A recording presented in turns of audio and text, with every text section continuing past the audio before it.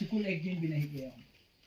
तो एक तो आप लोग क्या पूछना चाहते हैं सर, तो हम उसका जवाब दूँ। उसके बाद दूसरा सर, मैं 1971 क्या में ये क्या हुआ है, मैं क्यों कहा है कि मैं आर्मी के बेटा हूँ, मिसाल की बात पर क्यों आर्मी का बेटा बनना पड़ा, आर्मी ने मेरे परवरिश क्यों किया सर, वो सारी कहानी अगर आपको पता है तो हम आपको बयान करूँगा। उससे पहले आप क्या पूछना चाहते हैं सर, वो आप बताइए, फिर हम आपको बताते चलूँ सर।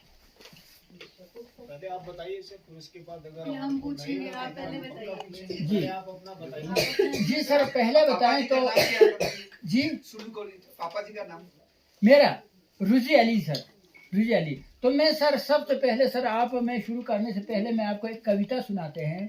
यहाँ का लोग, लद्दाख के लोग से कितना एडवांस है आपने देख रहे हैं। लद्दाख में मैं तो ये मानते हैं कि लद्दाख एक नंगा पहाड़ है, खतरनाक पहाड़ है, देखने का तो कुछ है ही नहीं है। फॉर एग्जाम्पल देखा जाए पंजाब हरियाणा देखो, आपका कुमाऊं गढ़वाल देखो, इतना खूबसूरत जगह है। लेकिन लद्दाख में बहुत टूरिस्ट आते हैं, तो उनका मैं सबसे ज़्यादा तो हम अपना जो खिदमत करने वाले जैसे ड्राइवर है, होटल वाले हैं, इन सब का मैं शुक्रिया अदा करते हैं, क्योंकि यहाँ पर हमारा लोग बहुत खिदमत करते हैं टूरिस्ट का, तभी आप लोगों को अच्छा लगता है। एक आदमी आते हैं 10 आदमी बेचते हैं, है ना सर। तो मैं उन्हीं ड्राइवर वो होटल हो जो आपका साथ आते हैं, उनका मैं बहुत शुक्रगुजार हूँ। अपना इस परंपरा को जारी रखिए। हम और आप ये नहीं समझना कि लद्दाख का खूबसूरती देखने के लिए आते हैं, ऐसा नहीं आ रहे हैं, आपका दिल का खूबसूरती देखने के लिए आ रहे हैं लद्दाखियों का, है ना सर। तो मैं हर वक्त ये कहते हैं, अपना लद्दाख का परंपरा है, प्यार मोहब्बत अखलाक का वो है हमारा परंपरा है सर, वो जिंदा रखने के लिए। तो हम आपको ये कहते हैं, स्वागत करते हैं। तो अब मैं चाहते हैं सर, मैं इसलिए कहते हैं कि लद्दाख में तरक्की कैसे हो रहा है, लद्दाख में क्यों लद्दाख के लोग अच्छे हैं। हमारे 90% सर पूरा लद्दाख आर्मी से रिलेटेड रहा है।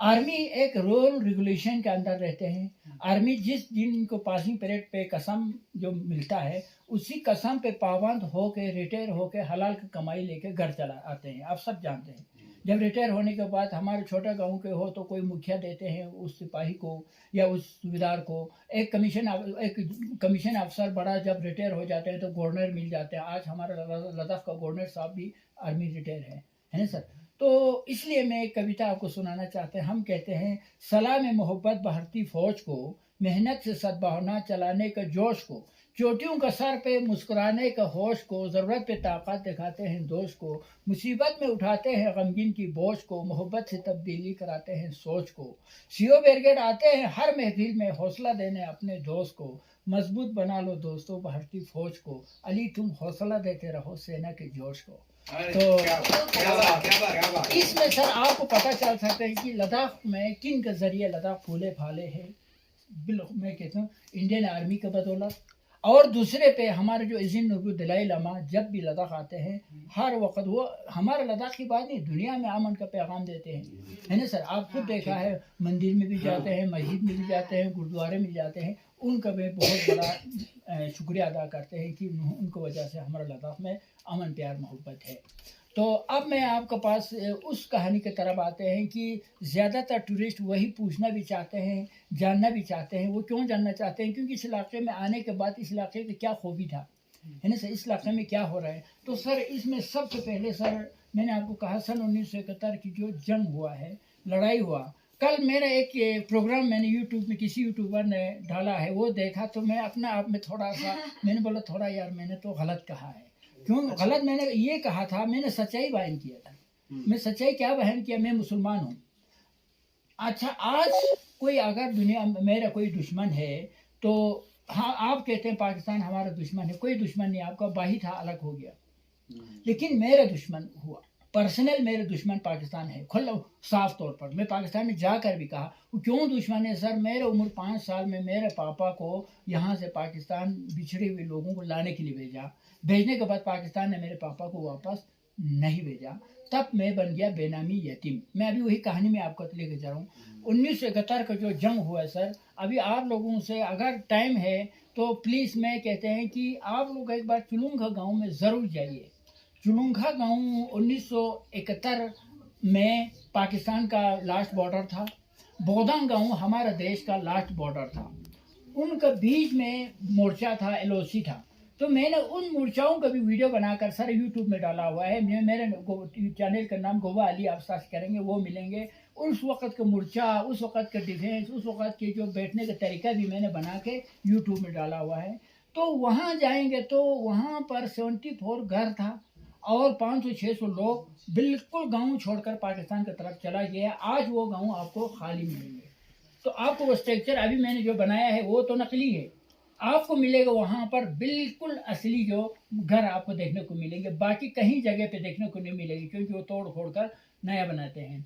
तो उसके बाद सर वहाँ जब जंग हुआ तो हमारा कर्नल रिंचन साहब सर, वो हमारा नुब्रा का ही अफसर था, बहुत महान अफसर था। उन्होंने 3 जंग लड़ा था, 47, 65, 71, 3 जंग का वो माहिर था कर्नल रिंचन साहब। तो उनको मालूम था कि ये जंग पाकिस्तान के साथ जंग करने की ज़रूरत नहीं है, हम सारे फोर्स को एक बार कैप्चर करते हैं।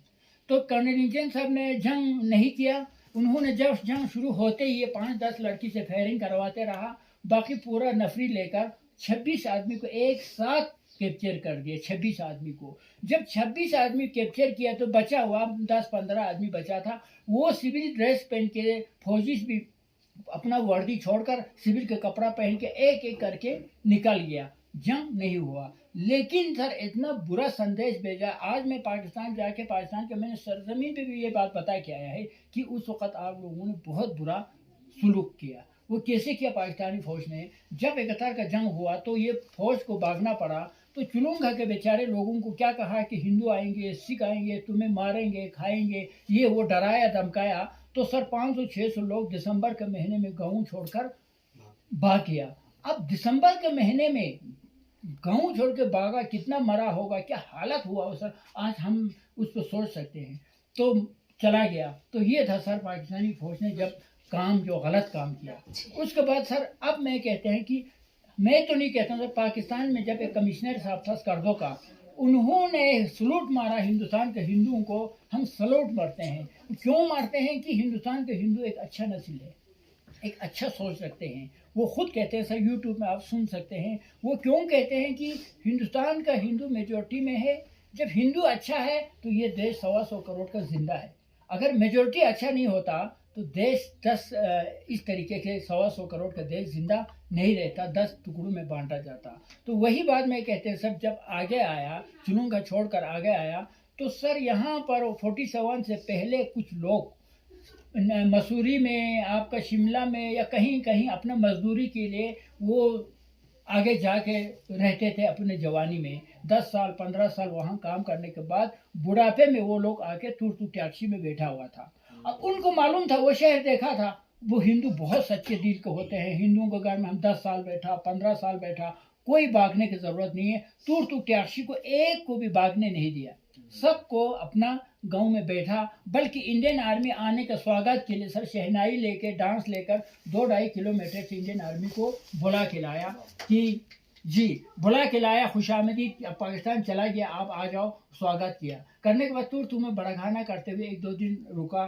रुकने के बाद अब आगे बढ़ गया सर इंडियन आर्मी। आगे बढ़ने के बाद ये छोटा गाँव है, इस छोटा गाँव में आप रोते चिल्लाते जाते हुए तो सबने देखा, ये भी घबरा के डरने जाने लगा, भागने लगा। तो मेरे दादा भी मसूरी में काम करता था, रामचंद्र कुछ किसी के घर पे काम करता था। वो मेरे दादा मुझे कहते भी रहते थे कि हम उनको वहाँ काम करते थे। तो दादा ने क्या कहा कि मैं, हम और मेरे छोटा भाई को बोला, हम दोनों भतीजों को हम जाने नहीं दूंगा, आप लोग जो भी जाना है तो जाओ, हम जाने नहीं दूंगा। अगर जाना है तो फिर मैं दोनों बच्चों को पकड़ के रखूंगा। मैं और मेरे छोटा भाई को पकड़ के रखा यहाँ पर, और मेरे मम्मी और दादी फिर भी चला गया लोगों के साथ। मेरे पापा यहाँ पर बैठा हुआ था, मैं और मेरे छोटा भाई और दादा का खिदमत करने के लिए। सर इतने में क्या हुआ सर, एकदम इंडियन आर्मी यहाँ प्रवेश कर दिया, थंग गाँव में पहुँचा। पहुँचते ही यहाँ पर सर सीजफायर हो गया, आगे नहीं बढ़ सका। कि आगे बढ़ता तो बहुत दूर तक जा सकता था, लेकिन हाई कमान से ऑर्डर आया, बोला आप आज के बाद आगे नहीं बढ़ना। सीधा यहाँ पर सर एलओसी हुआ। होने के बाद सर बस पाकिस्तान का झंडा वहाँ खड़ा हो गया, हमारा झंडा यहाँ खड़ा हो गया। ना यहाँ से वहाँ जा सका, ना वहाँ से यहाँ आ सका, एकदम बन गया सर एलओसी। एलओसी बनने के बाद सर अब यहाँ के लोगों के घर में एक एक लोग बैठे हैं। क्या मुसीबत देखा होगा सर, तो मैं आप यहाँ का छोड़कर सर मैं पहले मैं वहाँ जो भागा हुआ उन औरतों का ऊपर क्या बीता है, उनके ऊपर क्या मुसीबत हुआ सर, मैं वो आपको एक कहानी थोड़ा सुनाते हैं। जैसे एकदम एलओसी हो गया, इंडिया यहाँ खड़ा हो गया, पाकिस्तान वहाँ खड़ा हो गया, अब बेचारा वो माँ बच्चे 5-5 6 बच्चों के साथ उधर बैठा हुआ था, एकदम बोला कि बस ये एलओसी हो गया, तुम आगे नहीं जा सकते हैं। अब इनको पागलपन तो होना ही था, अब हम क्या करें क्या करें, वहाँ चिल्लाने रोने लगा। तो 1-2 दिन बोला कि भाई हिंदुस्तान को आवाज़ दिया हमें ले जाओ, पाकिस्तान का आवाज़ दिया हमें छोड़ो। तो इस तरीके से 2-4 दिन इसी तरीके से उसमें इस पार में रोता चिल्लाते रहा। तो फिर क्या होता, पाकिस्तानी फौज ने कहा उस गांव वालों को, भाई देखो ये लोग कभी भी रात को इंडिया भाग जाएंगे तो फिर तुम्हारा मैं घर पे आग लगा दूंगा। तो वो तो बोलना था। तो फिर से पूरा उस गांव वालों ने उन बेचारा औरतों को डंडा मारकर अपना गांव से पीछे हटा दिया। जब गांव से पीछे हटाया तो जब गांव से हटा दिया तो पीछे सर का वो वहाँ बैठने लगा। तो वो बेचारे लोग किसी मैदान पे बैठा रोते रहा चिल्लाते रहा, बोला हमें अपने घर भेजो या हमें एक साथ सबको ख़त्म करो, है ना सर। तो 3 ऑप्शन रखा, या हमें घर भेजो अपना घर में बच्चों के साथ अपना गांव में भेज दो, या हमें ख़त्म करो, है ना सर, या तो हम जहाँ रहते थे वहाँ हमें रहने दो।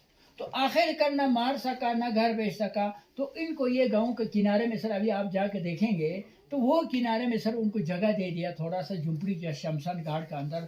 वहाँ पर सर आज भी वो बेचारे लोग बैठा हुआ है, 70 साल 80 साल इनका उम्र हो गया है। लेकिन जब मैं पाकिस्तान 14-15 में गया तो मैं उनके जो झुंपड़ी में आया, मैं उनसे मिला, तो वो कहते हैं बेटा हम तो 1971 में मर चुका है, हमारा कोई ज़िंदगी नहीं है, क्योंकि हस्बैंड से बिछड़ गया, घर से बिछड़ गया, खेत से बिछड़ गया, हमारे लिए क्या बचा है। आंखों में से आंसू बह रहे हैं सर, और कहते हैं कि हमारे लिए बस यही एक इंतज़ार है कि इंडिया पाकिस्तान दुनिया कहते हैं जंग ना हो, वही दुआ करते हैं। लेकिन वो औरतें आज भी कहते हैं खुदा से दुआ करते हैं जंग हो जाए, कि जंग होने के बाद इंडिया आगे आ जाएंगे, इंडिया आगे आने के बाद हम अपनों से मुलाकात हो सकता है।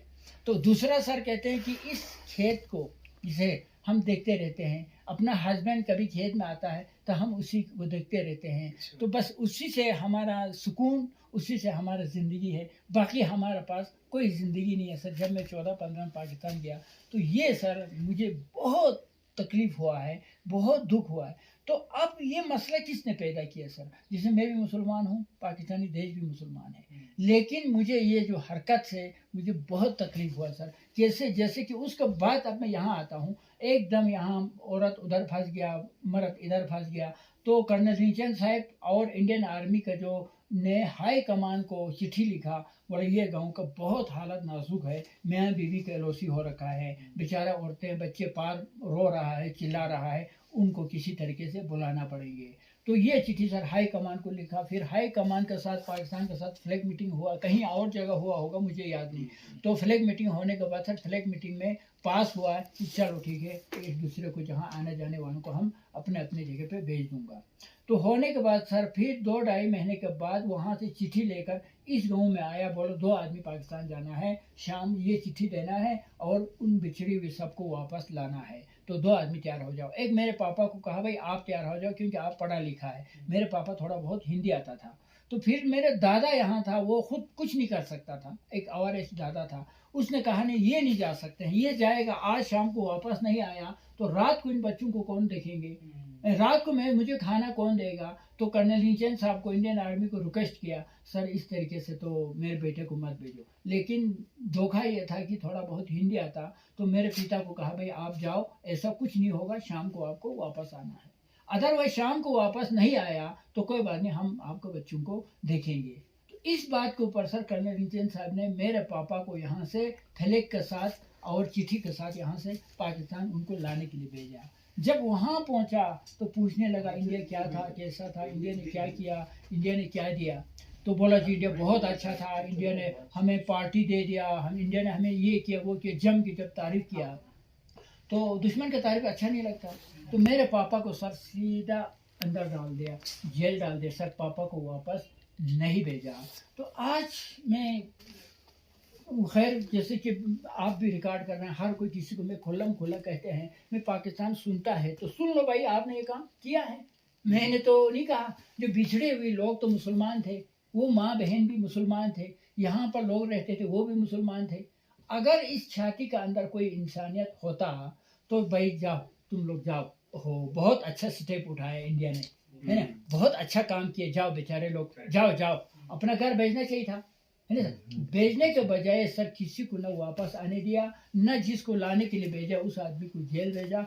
आज भी सर 50 सालों से जो मातम चल रहा है, आज भी मातम हो रहा है, तो वो किसकी वजह से हुआ सर? पाकिस्तानी फौज का, उस वक्त की फौज का। मैं आज का फौज को मैं नहीं कहूँगा, आज किसी को मैं पाकिस्तान नहीं कहूँगा, अच्छे लोग भी आते हैं, बुरे लोग भी आते हैं, लेकिन सर ये जो सलूक जो उस वक्त पाकिस्तानी फौज ने जो हमारे साथ सर इस इलाके के साथ जो सलूक किया सर, ये बहुत बड़ा मतलब बहुत बड़ा तकलीफ दे जो काम हुआ है। अब यहाँ पर उस बच्चों के ऊपर, 2 बच्चों के ऊपर शाम का टाइम आ गया, शाम होते गया, पापा वहाँ से नहीं आ रहे हैं, उम्मीद था दादी भी आएंगे, मम्मी भी आएंगे, लेकिन कोई नहीं आता। तो मैं सोचते सर मेरे दादा के ऊपर क्या गुजरा होगा, है ना सर, मेरे दादा ने क्या मुसीबत देखा होगा उस रात को मेरे दादा के ऊपर। बल्कि मेरे 2 बच्चे, छोटा भाई जो 2 साल के थे, इस साल की बात पर सर, और मैं 5 साल के थे, दोनों बच्चे इस बूढ़े को कितना तंग किया होगा, कितना तकलीफ दिया होगा, मम्मी के पास ले जाओ, पापा के पास ले जाओ, पता नहीं क्या किया होगा।